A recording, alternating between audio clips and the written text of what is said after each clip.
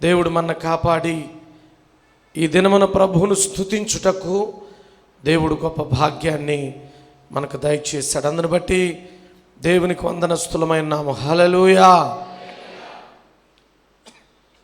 ప్రభునందు ప్రియ దేవుని పిల్లలారా, మరి ఈ రోజుకు ఒక ప్రత్యేకమైనటువంటి ప్రత్యేకత ఉన్నదని మనం ఎరుగుదము. మరి ప్రపంచమంతటా కూడా మరి మట్టల ఆదివారాన్ని జరుపుకుంటూ ఉన్నారు. ఇప్పటి వరకు దైవజనుల ద్వారా మరి ఆ సందర్భాన్ని గురించి అనేకమైన సంగతులు మరి మీరు విని ఉన్నారు. మరి కొన్ని విషయాలను మనము విని త్వరగా మరి కూడికను ముగించుకుందాం. ప్రియులారా, యేసుక్రీస్తు ప్రభుల వారు ఆయన సేవా పరిచర్యలో ఎన్నడూ కూడా ఘనపరచబడాలని, ఊరేగించబడాలని కోరుకోలేదు. స్వస్థపరిచిన తరువాత కూడా దీనిని ఎవరితోనూ చెప్పవద్దు అన్నటువంటి సందర్భాలు ఉన్నాయి. ఆయన కాలినడకన ప్రయాణాలు చేశాడు, పడవల్లో ప్రయాణం చేశాడు. ఎన్ని అద్భుత కార్యాలు చేసినప్పటికీ కొన్ని సందర్భాల్లో ఎవరికి చెప్పొద్దని ఆయన తెలియపరచడం జరిగింది. కానీ ఈ మట్టల ఆదివారం అన్నటువంటి ఈ సందర్భాన్ని మనం గమనించినట్లయితే యేసయ్య తన శిష్యులతో చెప్తున్నాడు, ఇద్దరితో మీ ఎదుటిన గ్రామానికి వెళ్ళండి, అక్కడ కట్టబడిన గాడిద పిల్ల ఉంటుంది, విప్పి నా యొద్దకు తోలుకొని రండి. ఎవరైనా ఓ బాబు ఎందుకు ఇప్పుతున్నావు, నువ్వెవరివి ఏంటి అని అడిగితే ఇవి ప్రభువుకి కావాలని చెప్పండి అన్నాడు. ఇప్పుడు ఎందుకు గాడిద? ఆయన ఊరేగించబడడానికి. హల్లెలూయా. ఎందుకు చెప్పండి? ఊరేగించబడటానికి. యేసయ్య ఎప్పుడు కూడా తను తాను ఊరేగించబడాలని ఎప్పుడు కోరుకోలేదు, ఎప్పుడు ఆశించలేదు. ఆయన ఒక్కటే ఒక్క సందర్భం కావాలని గాడిదను తోలుకుని రమ్మని, ఆ గాడిద మీద ఎక్కి కూర్చుండి ఊరేగించబడటానికి ఆయన ఇష్టపడినట్లుగా మనము లేఖనాల్లో చూస్తూ ఉన్నాము. ఎందుకు అలా చేశాడు యేసయ్య?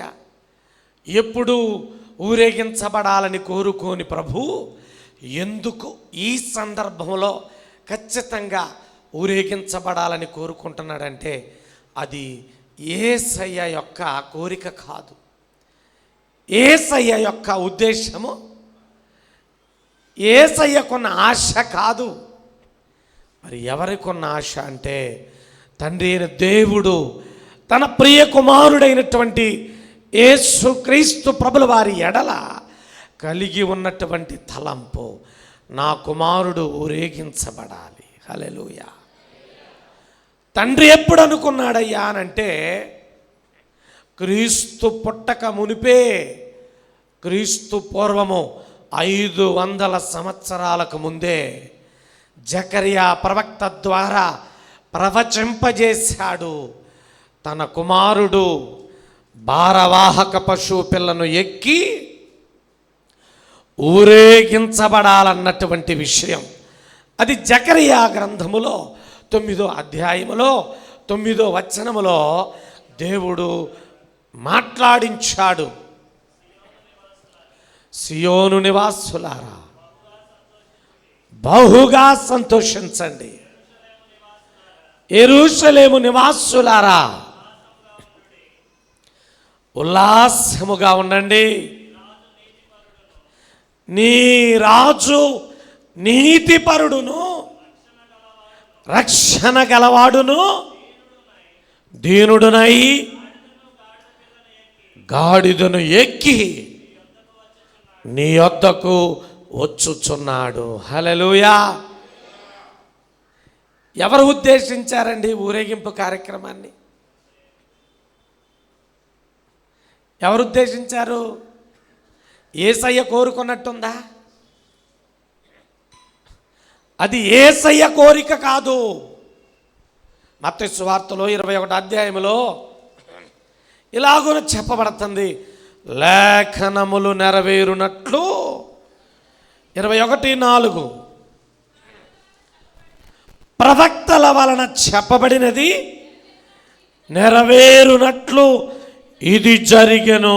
హల్లెలూయా. ప్రవక్తలు చేత చెప్పబడినది నెరవేరునట్లు ఇది అంటే ఇది యేసయ్య కోరిక మేరకు జరిగిన ఊరేగింపు కాదు.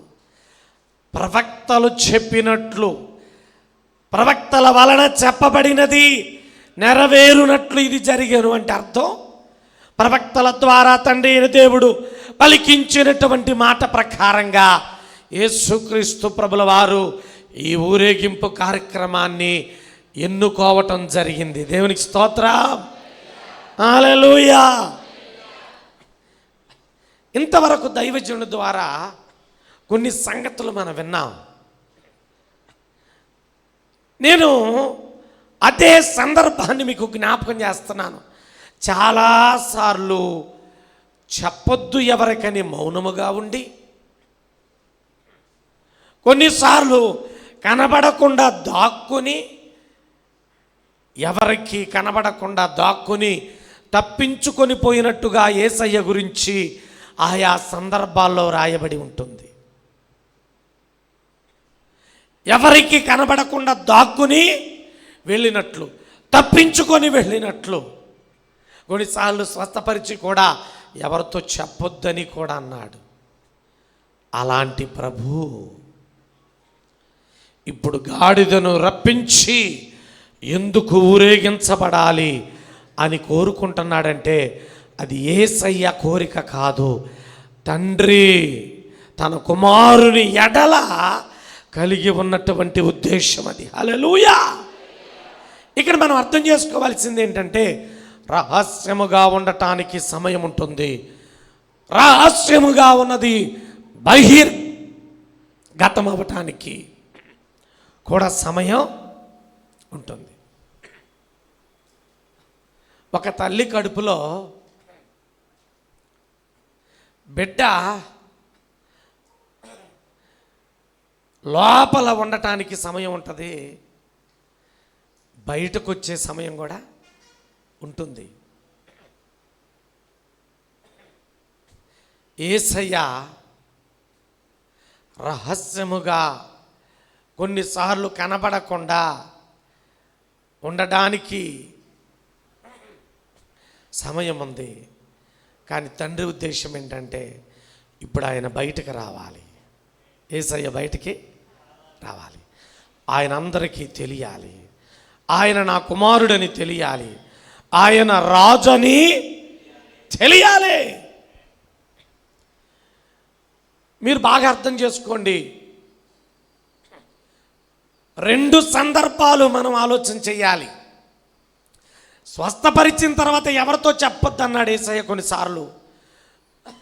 కొన్నిసార్లు తెలియపరచటం కూడా జరిగింది. దాన్ని బట్టి మనం ఏమర్థం చేసుకోవాలంటే కొన్ని విషయాలు మరుగుగా ఉండటానికి సమయం ఉంటుంది, బహిర్గతం అవ్వాల్సిన సమయాలు కూడా ఉంటాయి. కాబట్టి ప్రభునందు ప్రియ దేవుని పిల్లలారా, మన జీవితాల్లో చాలా కాలం క్రీస్తును కనపరచకుండా దాచిపెట్టి బ్రతికినటువంటి దినాలు కూడా మన జీవితాల్లో ఉంటాయి. కానీ నువ్వు ఎప్పటికీ అదే స్థితిలో ఉండటానికి మాత్రం అది దేవుని చిత్తము కాదు. అది కులాన్ని బట్టి కావచ్చు, నీ జాతిని బట్టి కావచ్చు. కొన్నిసార్లు నువ్వు దేనికో భయపడ్డావు, దేని విషయంలోనో యేసయ్య గురించి బయటకు చెప్పుకోవటానికి నువ్వు జంక్యావు, దాచిపెట్టుకున్నావు. నువ్వు చర్చకొచ్చేది తెలవకుండా చేశావు, నీ బంధువుల మధ్యలో చెప్పుకోలేకపోయావు. కానీ యేసును దాచిపెట్టిన కాలం యేసును మరుగు చేసిన కాలం ఇక చాలు. ఆయన నీ జీవితములో నుండి ఆయన బహిర్గతం అవ్వాల్సిన సమయం ఇది. హల్లెలూయా. ఆయన ఊరేగించబడవలసిన సమయం. కాబట్టి దాచిపెట్టుకుంటే కుదరదు, దాచిపెట్టుకుంటే కుదరదు. యేసయ్య ఊరేగించబడాలి. యేసయ్య నీ జీవితము ద్వారా దేవుడు ఊరేగించబడాలి. వ్యక్తిగత సువార్తీకరణ ద్వారా అయినా ఊరేగించబడాలి. ఏమండి? Personal evangelism. నువ్వు వ్యక్తిగతంగా యేసుక్రీస్తు ప్రభు దేవుడని, రక్షకుడని, రాజని, దైవ కుమారుడని వ్యక్తిగత సువార్త ద్వారా నువ్వు అనేకులకు తెలియపరచాల్సిన అవసరం ఉంది. లేకపోతే నువ్వు ఒక ప్రార్థనా కూటముని ఇంటి దగ్గర ఏర్పాటు చేసుకొని దైవజనులను ఆహ్వానించి వాక్యము ప్రకటించబడటము ద్వారా, నీ కుటుంబము ద్వారా, దైవజనులు పిలిపించుట ద్వారా నీ ఇంటి దగ్గర నుండి సువార్త ప్రకటించబడాలి. హల్లెలూయా.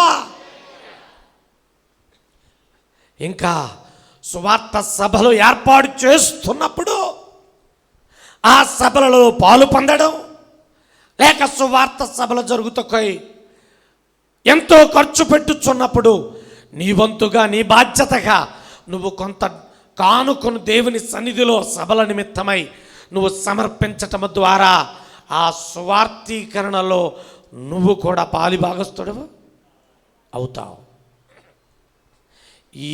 వీటన్నిటిలో నువ్వు ఏ రకమైన సువార్తీకరణ చెయ్యకపోతే నీ ద్వారా దేవుడు ఎట్లా ఊరేగించబడతాడు చెప్పండి? ఊరేగించబడతాడా? చెప్పాలి. ఊరేగించబడతాడా? కానీ తండ్రి కోరుకునేది ఏంటో తెలుసా? క్రీస్తు ఊరేగించబడాలి, ప్రభు ఊరేగించబడాలి, అనేకుల మధ్య ఆయన తెలియపరచబడాలి, ఆయన కనపరచబడాలి, ఆయన రాజని, దైవ కుమారుడని ప్రకటించబడాలి సమాజం మధ్యలో. హల్లెలూయా. దానికి మనము అందరము సాధనాలుగా మారాలి. అప్పుడు గాడిద, ఆ గాడిద, ఇప్పుడు ఈ గాడిద. అంటే నేనే ఒక్కడనే, అయ్యగారు ఒక్కడే కాదు. ఈ గాడిద చేసే పని ఈ గాడిద చేస్తే ఈ గాడిదలు చేసేవి కూడా చెప్పాలి. మనందరం యేసయ్యను మోసే గాడిదలు సిగ్గుపడతారేంటండి? యేసయ్యను మోసే చెరువులు అమ్మడి తిరిగే గాడిదలు కాదు, ఊర్లో అమ్మడి తిరిగే గాడిదలు కాదు. ఏ గాడిదలు? యేసయ్యను మోసే గాడిదలు అనిపించుకుంటే అంతకంటే అదృష్టం ఏంటండి అసలు? హల్లెలూయా, హల్లెలూయా. చెప్పండి, ఎవరు? యేసయ్యను మోస్తే పర్వాలా, ఉత్తి గాడిదమనుకో ఉరికిచ్చి బాస్తారు నేను. యేసయ్యను మోసే గాడిదలంగా మనం ఉండాలి. హల్లెలూయా, హల్లెలూయా. మంచిది ప్రియ దేవుని పిల్లలారా, అనేక సంగతులు ఉన్నాయి కానీ సమయం మనకి సరిపడా ఉండదు కనుక ఈ సమయములో నేను ప్రవక్తల ద్వారా ప్రవచించబడిన ప్రవచనాన్ని గురించి మీకు చెప్పాలని నేను ఆశపడుతున్నాను. జకరియా గ్రంథములో 9వ అధ్యాయములో 9వ వచనములో చెప్పబడిన, ప్రకటించబడిన, ప్రవచించబడిన ప్రవచనము గురించి మనం ఆలోచన చేస్తే,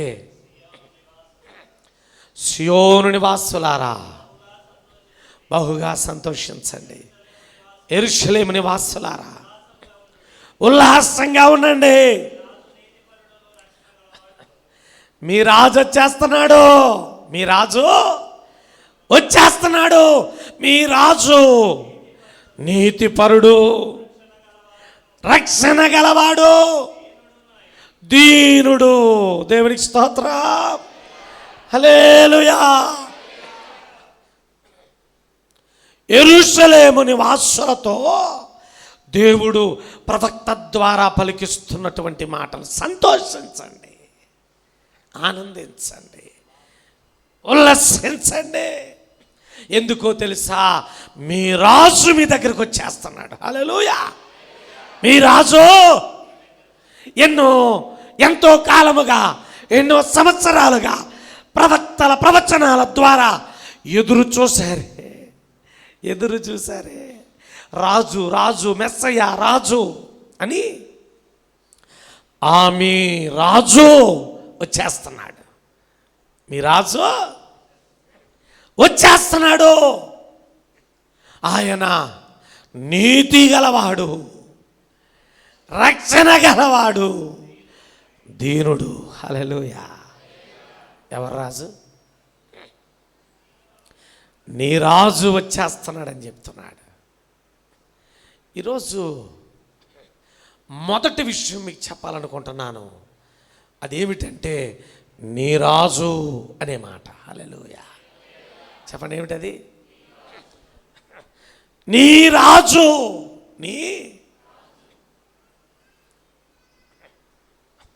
యెరూషలేము నివాసులకు ఎవరున్నారట?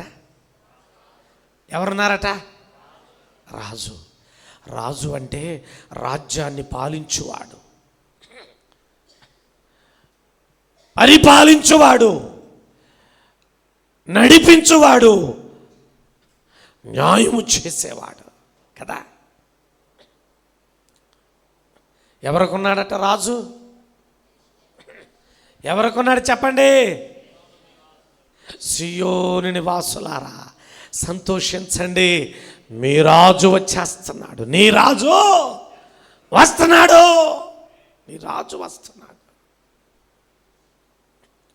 వాళ్ళకొక రాజు ఉన్నాడట.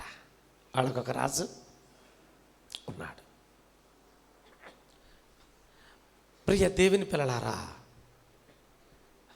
రాజ్యానికి రాజు ఉండాలి. రాజ్యానికి ఒక రాజు ఉండాలి. రాజు లేడనుకోండి, ఆ రాజ్యం చిన్నాభిన్నమైపోద్ది. ఆ రాజ్యం ఏమైపోద్ది? చిన్నాభిన్నమైపోద్దండి. ఆ రాజ్యానికి ఒక అండ ఉండదు, రాజ్యానికి ఒక కాపుదల, రాజ్యానికి భద్రత ఉండదు. కాబట్టి ఒక రాజ్యానికి ఎవరు కావాలి చెప్పండి? రాజు కావాలి. హల్లెలూయా! హల్లెలూయా! ఈ దినమున ఆధ్యాత్మికంగా మనం ఆలోచన చేస్తే మన వ్యక్తిగత జీవితాలకు, మన కుటుంబాలకు కూడా ఒక రాజు కావాలి. ఎవరు కావాలి? రాజు లేని రాజ్యం అస్తవ్యస్తంగా ఉంటుంది. ఎందుకంటే అక్కడ పరిపాలన అనేది ఉండదు, అక్కడ ఒక నిబంధన ఉండదు, అక్కడ ఒక ఆజ్ఞ ఉండదు, విచ్చలవిడితనం ఉంటుంది. రాజ్యానికి రాజు ఏ రీతిగా అవసరమో మన జీవితాలకు, మన కుటుంబాలకు ఒక రాజు కావాలి. హల్లెలూయా! ఎవరు కావాలి చెప్పండి? రాజు కావాలి. న్యాయాధిపతుల గ్రంథములో చూసినట్లయితే 21వ అధ్యాయం, న్యాయాధిపతుల గ్రంథం 21వ అధ్యాయం 25వ వచనం.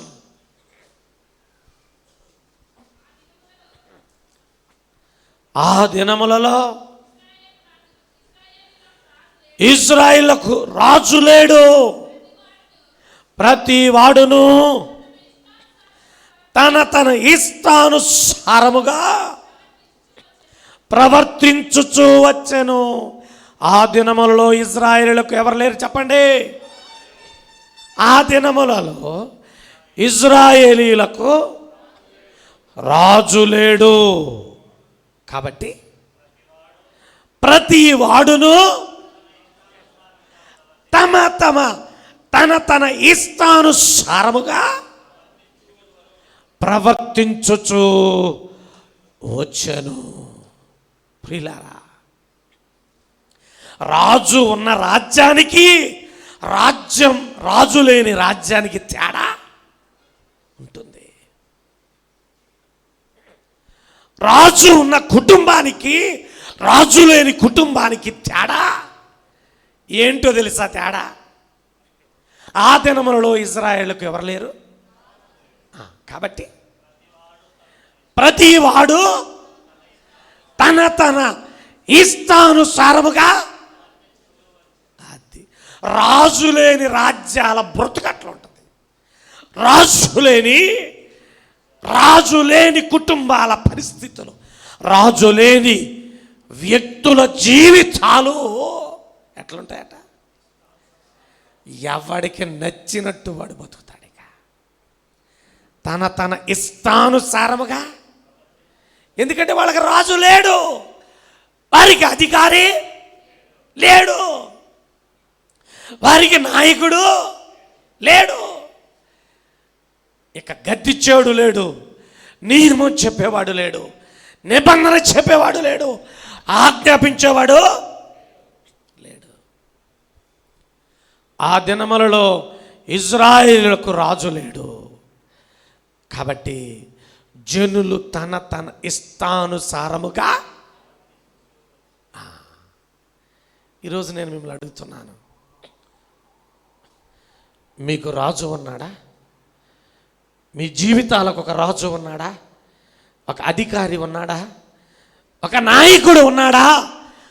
పరిపాలించే ఒక పరిపాలకుడు ఉన్నాడా? లేక కట్టుదిట్టము లేకుండా ఏమండి తాడు తెంపుకొని పొద్దు చూసారా?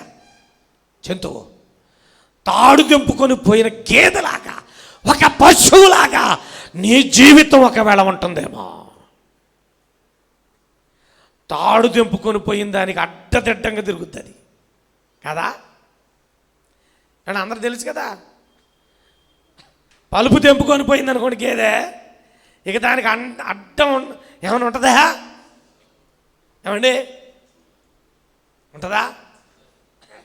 రాజు లేని వాళ్ళ బతుకులు కూడా అట్టే ఉంటాయి. అధికారి లేని జీవితాలు, నాయకుడు లేని జీవితాలు, పరిపాలకుడు లేని బ్రతుకులు కూడా అస్తవ్యస్తంగా ఉంటాయి. తాడు తెంపుకొని ఊరు మీద పడ్డ ఒక పశువు మాదిరిగా ఉంటుంది బతుకు. ఇజ్రాయేలుకు ఆ దినములలో ఎవరు లేరు? రాజు లేడు. కాబట్టి జనులు తన ఇష్టానుసారముగా ప్రవర్తించొచ్చు వచ్చాడు. ఈరోజు మీరు చెప్పండి, మీ జీవితాలకు ఒక రాజు అంటూ ఉన్నాడా? మీ జీవితాలకు ఒక రాజు అంటూ ఉన్నాడా? ఒక అధికారి, ఒక నాయకుడు, ఒక పరిపాలకుడు ఉన్నాడా? లేక మీ మీద అధికారులు, మీ మీద అధికారి, రాజు, పరిపాలకుడు లేకుండా ఇష్టం వచ్చినట్టుగా ఇష్టానుసారముగా ప్రవర్తించుచున్న వ్యక్తివిగా నువ్వు ఉంటున్నావా? ఆలోచన చేయి. నీ రాజు సియోను నివాసులకు రాజు ఉన్నాడట. మరి ఈరోజు నేను దైవజనుడిగా మిమ్మల్ని అడుగుతున్నాను, పరిశుద్ధాత్మ ప్రేరణతో నీ జీవితానికి ఒక రాజు ఉన్నాడా లేదా? అధికారి, నాయకుడు, పరిపాలకుడు ఉన్నాడా? పరిపాలకుడు ఉంటే నీ జీవితానికి ఒక అధికారి, ఒక రాజు అనేవాడు ఉంటే నువ్వు ఒక క్రమమైన పద్ధతిలో బ్రతుకుతావు. నీకొక క్రమశిక్షణ ఉంటుంది, నీకొక పద్ధతి ఉంటుంది. లేకపోతే నీ కాళ్ళు ఎటు తిరుగులాడతాయి ఎవరికి తెలియదు. నువ్వు తాడు తెంపుకున్న ఒక జంతువులాగా నీకొక నియమం, నిబంధన, ఒక కట్టడ ఉండదు. విచ్చలివిడి జీవితం ఉంటుంది నీకు. ఈ సమయంలో పరిశుద్ధాత్మ దేవుడు మనల్ని కోరుతూ మనకు చెప్పుతున్న మాట ఏంటంటే, మన జీవితాలకు ఒక రాజు కావాలి. హల్లెలూయా, హల్లెలూయా. మీ ఊళ్ళో ఎవరి పేరు రాజు ఉంటే ఆయన కాదమ్మా. మన జీవితాన్ని పరిపాలించే ఒక అధికారి, ఒక రాజు, ఒక ప్రభు మనకు ఉండాలి, మన కుటుంబాలకు ఉండాలి. అప్పుడే మన జీవితాలు ఒక క్రమమైన విధానంలో ఉండాలి, ఉంటాయి. అర్థమవుతుందా? మరి ఎవరు ఆ రాజు? ఎవరు ఆ రాజు? నీ జీవితానికి, నీ రాజ్యానికి, నీ కుటుంబానికి పరిపాలకుడుగా ఉండవలసిన రాజు ఎవరో తెలుసా? యేసుక్రీస్తు ప్రభుల వారే. హల్లెలూయా, హల్లెలూయా.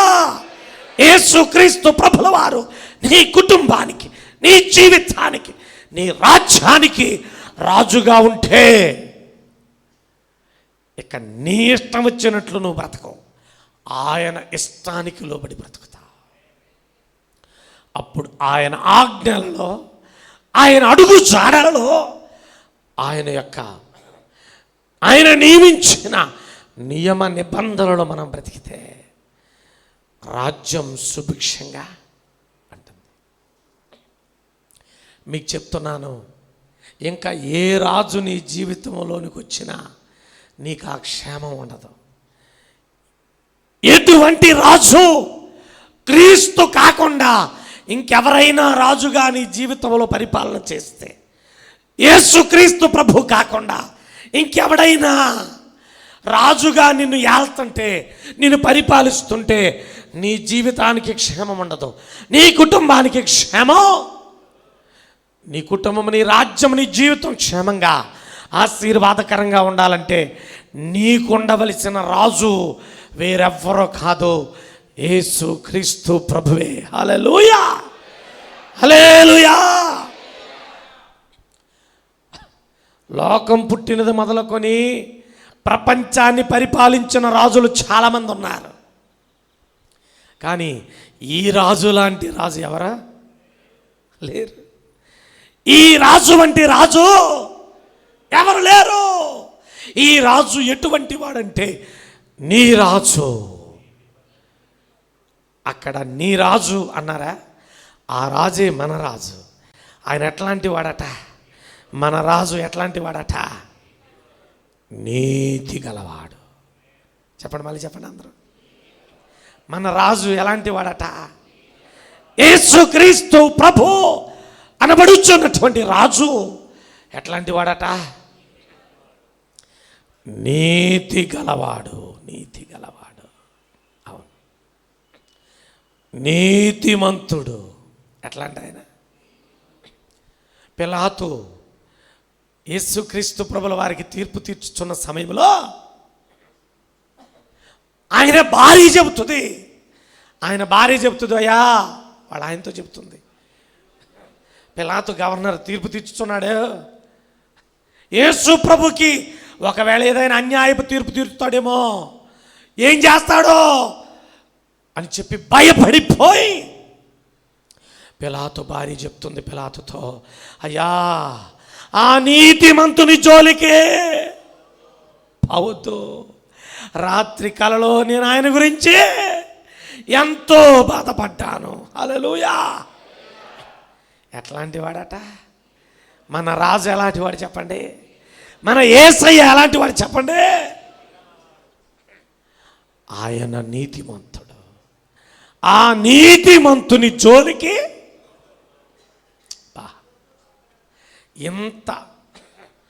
ఇంత గొప్ప దేవుడు, ఇంత గొప్ప దేవుడు ఏమండి, నీతిమంతుడైనటువంటి యేసు మనకు రాజుగా ఉండటం మన ధన్యత. దేవునికి స్తోత్రం. హల్లెలూయా, హల్లెలూయా. ఆయన మనకు రాజుగా ఉండటం మనకెంతో ఆశీర్వాదకరము. దేవునికి స్తోత్రం. హల్లెలూయా, హల్లెలూయా, హల్లెలూయా. 33:22 చదివితే యెషయా గ్రంథములో 33:22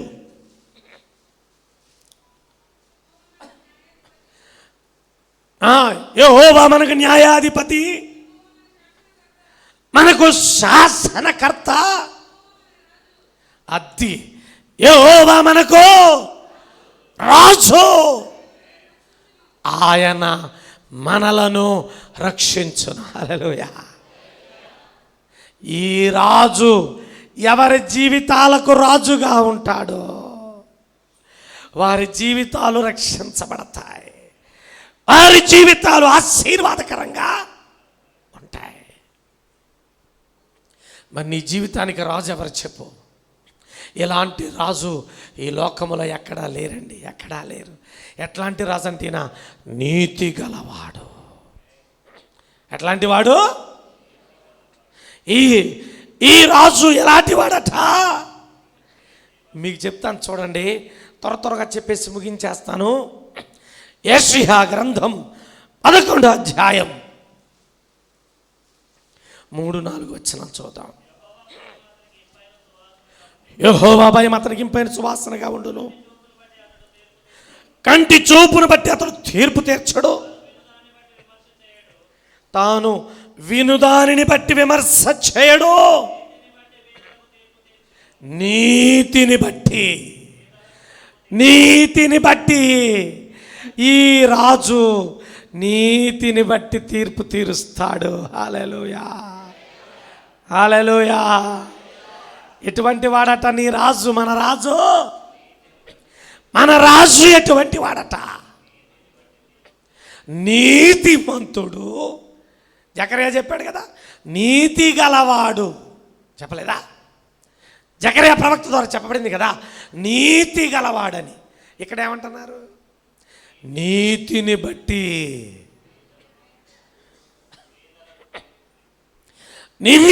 బట్టి ఆయన తీర్పు తీర్చే రాజు. హల్లెలూయా, హల్లెలూయా. దేన్ని బట్టి తీర్పు తీరుస్తాడు? అమ్మా, మన కులం చూసి ఏం చెప్పడు ఆయన, మన జాతి చూసి చెప్పడు. నువ్వు ఎర్రగొన్నవా, పొర్రగొన్నవా, కర్రీగొన్నవా అని చెప్పడు. రంగును చూసి చెప్తాడా? మన ఎత్తుని, మన యొక్క లావును, ఏమండి, మన చదువును చూసి చెప్తాడా? మన ఆస్తిని చూసి చెప్తాడా? ఆయన తీర్చే తీర్పు దేనిని బట్టి ఉంటుందో తెలుసా? కంటి చూపును బట్టి కాదు. అంటే కళ్ళతో చూసిన దానిలో ఏమండి, కంటితో చూసిన దాంట్లో పూర్తిగా న్యాయం జరగదు. చెవులతో వినిన దాన్ని బట్టి తీర్పు తీస్తే పూర్తిగా న్యాయం జరగదు. అందుకని మన దేవుడు ఎట్లాంటి దేవుడో తెలుసా? ఎట్లా? కోర్టులో తరాజు పట్టుకొని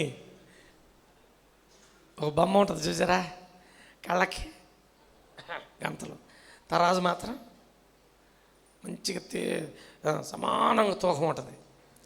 అంటే దాని అర్థం ఏంటి? మేము పారిశాలిటీ లేకుండా, అనగా మేము వ్యత్యాసం చూడకుండా, వాళ్ళు వీళ్ళని భేదం లేకుండా, ఉన్నోళ్ళు లేనోళ్ళు అని కళ్ళతో చూసి ఆ స్థితిని చూసి మేము తప్పుడు తీర్పులు తీర్చోళ్ళం కాదు. కళ్ళకు గంతలు కట్టుకుని మా దగ్గర ఏ విధమైన మోసం లేకుండా మేము తీర్పు తీర్చోళ్ళం అన్నట్టు తరాజు గిన్నె చూపిస్తారు. కానీ ఆడిది ప్రవీణ్ పగడాల గారి గురించి ఏం తీర్పు వచ్చింది? యాక్సిడెంట్ అంట. మరి ఇన్ని రోజులు అవసరమా?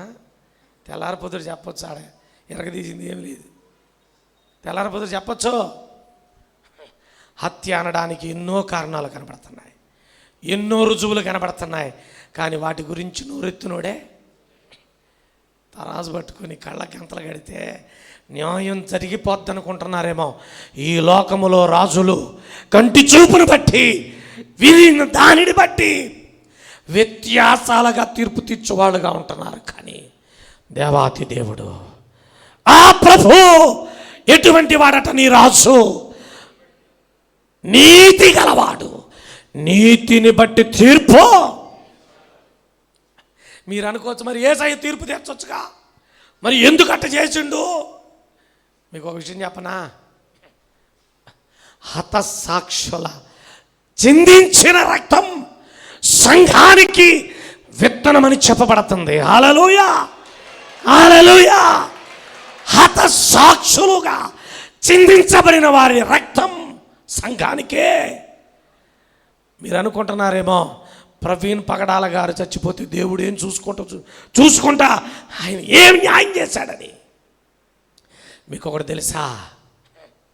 ఆయనని మరణానికి అప్పగించటం దేవుడికి ఇష్టం.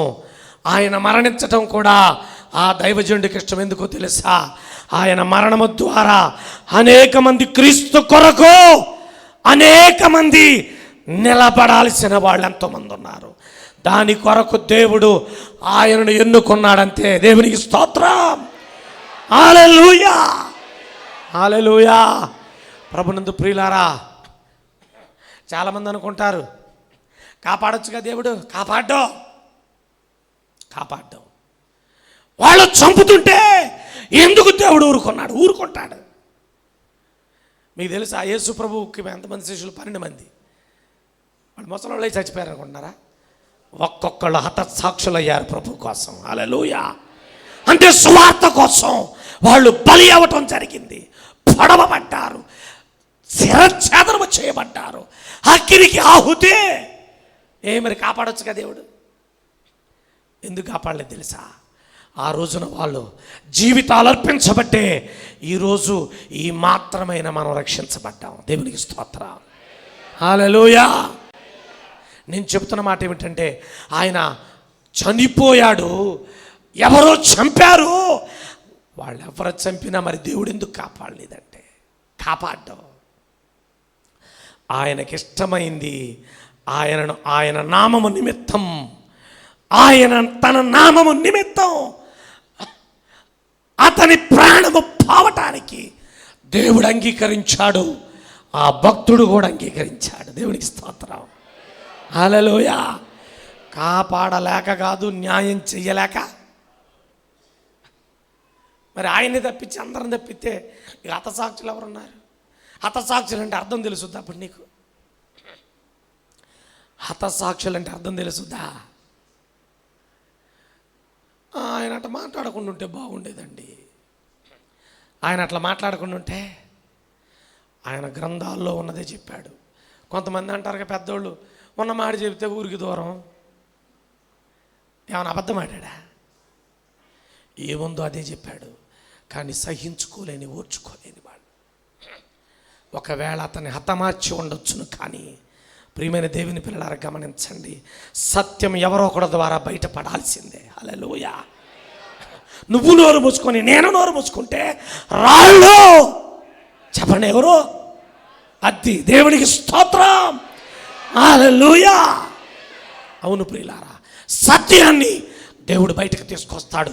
సత్యం బయటకు రావటానికి కొంతమంది తలలో తెగాల, కొంతమంది హతసాక్షులు.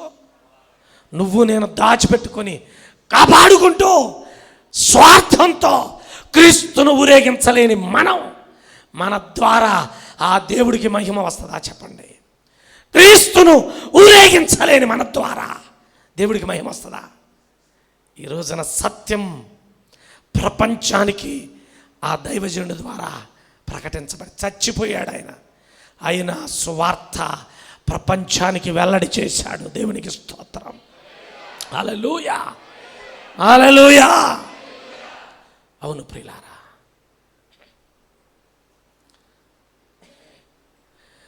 మన భారతదేశానికి మనలాగుంటే స్వాతంత్రం వచ్చేది కాదు. మన భారతదేశానికి బ్రిటిష్ వారి చేతుల్లో నుండి స్వాతంత్రం రావాలంటే మనలాంటి స్వార్థపరులుంటూ వచ్చేది కాదు. భార్య పిల్లల్ని సహితం విడిచిపెట్టుకొని చచ్చిపోతే నా భార్య పిల్లలు ఏమైపోతారని ఆలోచించకుండా అడుగులు ముందులకేసారు. చూశారు, వాళ్ళ వల్ల వచ్చింది స్వాతంత్రం. మనకలాగా స్వార్థపరులుగుంటే, మనకలాగా నా కుటుంబం, నా భార్య, నా పిల్లలు అనుకుంటూ స్వార్థంతో క్రీస్తుని గురించి ప్రకటించలేని వారుగా మనం ఉండిపోతే క్రీస్తు బయటికి రాడు. వచ్చేది ఆ స్వాతంత్రం మనలాంటి వాళ్ళు వల్ల వస్తుందా? రూపాయి ఖర్చు పెట్టలేము, కష్టపడి దానికోసం ప్రయాస. మరి ఏమవుతుంది? చెప్పండి. అందుకనే దేవుడు కొంతమందికి త్యాగపూరితమైన హృదయాలు ఇస్తాడు. వాళ్ళు ఎందుకు అరుస్తారో నీకు తెలియదు, వాళ్ళు ఎందుకు భయపడకుండా మాట్లాడతారో నీకు తెలియదు. దేవుడు మాట్లాడిస్తాడు ఆయన. దేవునికి స్తోత్రం. స్టెఫెను కూడా క్రీస్తుని గురించి ప్రకటిస్తుంటే వాళ్ళు దేవుడి గురించి చెప్పింది వినలేక చెవులు మూసుకొని కేకలు పెట్టి రాళ్ళు తీసుకొని స్టెఫను చంపితే స్టెఫన్ హతసాక్షిగా చచ్చిపోయాడు దేవుని కోసం. హల్లెలూయా, హల్లెలూయా. అవును, స్వార్థాన్ని వేడాలి. మనం స్వార్థాన్ని వేడాలి. మన కోసం, భార్య పిల్లల కోసం, మన శ్రేయస్సు కోసమే మనం ఆలోచన చేస్తే మరి క్రీస్తును ప్రకటించేది ఎవరు? అందుకే యేసయ్య అన్నాడు, వీళ్ళు మౌనంగా ఉండి నోరు మూసుకుంటే రాళ్ళు అంటే అరవమన్నాడా వద్దన్నాడా? మౌనంగా ఉండేటప్పుడు ఉండాలా, అరిసేటప్పుడు ఎప్పుడు కూడా మౌనంగా ఉంటానంటే కుదరదు. అర్థమైందా? ఒక్కొక్కసారి కేకలు పెట్టడానికి రావాలి, ఒక్కొక్కసారి ప్రాణాలు పెట్టడానికి కూడా ముందుకు రావాలి. హల్లెలూయా. అవును, మనం ఎల్లకాలం ఉండి ఎరగదీసేది ఏమీ లేదు. యేసయ్య కోసం ప్రాణం పోతే ఆయన రాజ్యములో మొదటి స్థానములో ఉంటాం మనం. దేవునికి స్తోత్రం. హల్లెలూయా. నీ రాజు, మన రాజు నీతిపరుడు. నీతిని బట్టి బీదలకు తీర్పు తీరుస్తున్నాడు. రక్షణ గలవాడు అంటే అర్థం ఏంటి తెలుసా? రక్షణను అనుగ్రహించేవాడు. ఆయన దగ్గర ఏముందంటే రక్షణ. అపోస్తల కార్య 16వ అధ్యాయంలో మీరు ఇప్పుడు తీసి చదవ సమయం లేదు, కానీ పౌలు చెరసాల వేసిన తర్వాత జైలాధికారి భూకంపం కలిగింది చూసి, ఆ జైల్లో ఉన్న ఖైదీలందరూ పారిపోయింది చూసి కత్తి తీసుకొని పొడుచుకొని చావబోతుంటే పౌలు శీలలు అంటారు, నీవు ఏ హాని చేసుకోవద్దు, మేమందరం ఇక్కడే ఉన్నాము అని చెప్పినప్పుడు ఆ జైలాధికారి అంటారు, అయ్యలారా, రక్షణ పొందటానికి నేనేమి చేయాలి, రక్షణ పొందటానికి నేనేం చేయాలి అని అడిగినప్పుడు పౌలు శీలలు ఏమన్నారు తెలుసా? ప్రభువైన యేసునందు విశ్వాసం ఉంచుము. రక్షణ ఎప్పుడు వస్తుందట? రక్షణ ఎప్పుడు వస్తుందట చెప్పండి? నీ రాజు ప్రభు అయినటువంటి యేసు క్రీస్తునందు ఏమొస్తుంది? అది రక్షణ గలవాడు అంటే మనకిచ్చుటకు రక్షణ ఆయన దగ్గర ఉన్నది. ఈ నామమునని మనం రక్షణ పొందబడడు, కానీ మరి ఏ నామమున రక్షణ లేదు. ఏ నామం రక్షణ ఉంది? ఎవరి దగ్గర రక్షణ ఉంది? అందుకనే జకరియా ప్రవక్త ద్వారా చెప్పారు, రక్షణ గలవాడు, నీతి గలవాడు, రక్షణ దీనుడు. ఇంకెవరు? ఇంత శక్తి ఉన్న ఆయన, ఇంత నీతిమంతుడు, ఇంత రక్షణ కలిగిన వాడు ఎట్లాగున్నాడట? దీనుడుగా. మన దగ్గర కొద్దిగా చదువుండి, కొద్దిగా ఎర్రగుర్రగా ఉంటే, 4 రూపాయల చేతిలో ఉంటే మనం నేల మీద నడవం. మనం నేల మీద ఇక పై చూపులే మనకి అమ్మా, మరి మొత్తం పై చూపులు కింద నడవగా. కానీ నీతి కలిగిన ఆ రాజు, రక్షణ కలిగిన ఆ రాజు ఏం కలిగి ఉన్నాడట? దీనత్వము కలిగి ఉన్నాడు. హల్లెలూయా. ఇంత ఆధిక్యత కలిగినోడు దీనుడుగా ఉండటం అంటే ఏమిటండి అసలే? చెప్పండి. ఇంత ఆధిక్యత కలిగినోడు దీనుడుగా ఉండటం ఏమిటండి? ఎవరు ఉమ్మేసినా, ఎవరు కొట్టినా, తిట్టినా, దూషించినా, పిడిగుద్దులు గుద్దినా మౌనంగా ఉంటున్నాడు. మొన్న ఒకరి కొరకు ప్రార్థన చేసినప్పుడు దురాత్మశక్తులు బయటకు వచ్చాక ఆ మాంత్రికుడికి నేను సువార్త చెప్తున్నాను యేసుప్రభు గురించి. దేవుడు కూడా ప్రత్యక్షమయ్యాడు. ఆయన కూడా వాడితో మాట్లాడుతుంటే ఆయన ఏమంటున్నాడు తెలుసా మాంత్రికుడు, ఆయన మాట ఏంటంటే మాకు మారాలనిపిస్తుంది అంటున్నారు. హల్లెలూయా. ఆయన మాట ఏంటంటే ఆయన మాట ఎంత ఆయన మాట ఏంటంటేనే మాకు మారాలని. ఎంత కఠినాత్ములు మనుష్యులను చంపేవాళ్ళు. ఆ యేసయ్యను చూశాక ఆయన మాటలు ఏంటంటే మాకు మారిపోవాలనిపిస్తుంది అంటున్నాను. ఒకరోజు 10 మంది వచ్చారు. 10 మందిలో ఒకరితో మాట్లాడుతున్నాను నేను. ఏం చేస్తున్నారంటే ఆయన నన్ను నమ్ముకోండి అంటాడేంది, నేను మీకోసమే మరి చచ్చిపోయినా మీకోసమే రక్తంగా అని చేతులు చూపెత్తడేంది, ఆయన నా గురించి చెప్పండి అంటాడేంది, ఆయన ఏంది మేము ఆమెను చంపడానికి వస్తే నా గురించి చెప్పండి అంటాడేంది ఆయన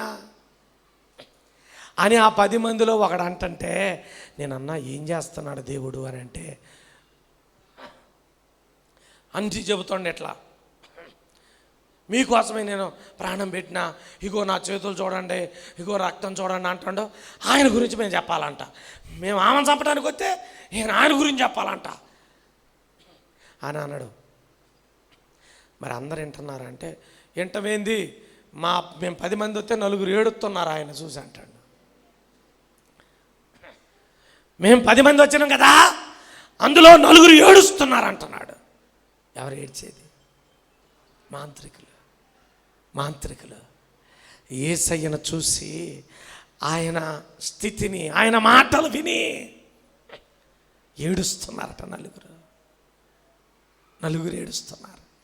ప్రభు నమ్ముకున్నారు వాళ్ళు. హల్లెలూయా. నీతి కలిగిన వాడు, రక్షణ కలిగిన వాడయ్యుండి ఇంత దీనుడుగా తగ్గించుకోవటం అంటే అది ఆ రాజు, మన రాజు ప్రభు అయినటువంటి యేసుక్రీస్తు వలనే సాధ్యం. హల్లెలూయా. ఆయన గాడిదని ఎక్కొస్తున్నాడు. ఆయన రాజు అందరికి చెప్పండి. అందరు కూడా ఊరేగిస్తున్నారు, హోసన్నా చేయమంటున్నారు. అవును, మరి మన పరిస్థితి ఏమిటి?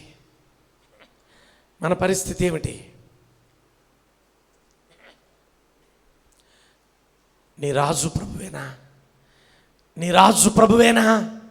ఆలోచన చేయండి. నీ రాజు ప్రభువేనా? అయితే ఆయన్ని మనం ఊరేగించాలి, ఆయన మనం ప్రకటించాలి.